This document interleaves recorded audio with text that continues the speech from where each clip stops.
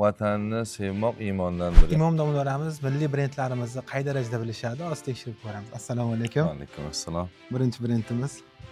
Hop, Sanni Kriush kukunlari, Kriush gellari. Kriush gellari. Perfetto. Bu suyuq sovun. Nafaqat suyuq sovun, balki to'g'ri sovun ham, keyin tozalash vositalari ham. Alofarim bu dorixona apteka. Yurtim suvlari bu ham. Krember shirinliklar. Yoshligimizdagi mahallimizda bachka. Hammani yoshligini eslatyapti bu. Biz kitoblari mashhur brend bu ham.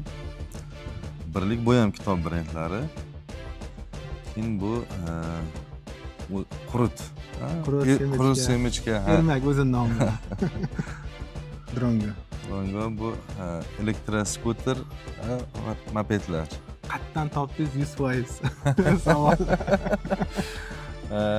O'sha biz ko'zimiz tushganda Instagram sahifalaringda ozman shu haqida sal ma'lumotimiz borligi uchun bizga bu narsani topshirdi. Hammalar sal yengil bo'ldi. Sanni Kriush gellari, Alofarimda voucher, Ildiz kitob do'konlaridan siz uchun maxsus kitob berib olishgan. Krember, Shiribon, birlik kitob do'koni ham sizga maxsus kitob berib olishgan. Jalol Rumiyning Masnaviy. Drongo skuter materiallarini, yurtim suvlaridan, ermak, Perfetto suyuq sovunlaridan, tozalash vositalari va to'g'ri sovunlari ham. Alloh rozi bo'lsin. Juda chiroyli, yaxshi loyiha bo'libdi. O'sha o'zimizni milliyligimizni yo'qotmaslik qolaversa, mana jahon sahnalarida ham ko'plab mashhur brendlar bor. O'zimiz brendlar ham shularning miqyosidagi darajadagi ko'tarilishlarini tilab qolamiz.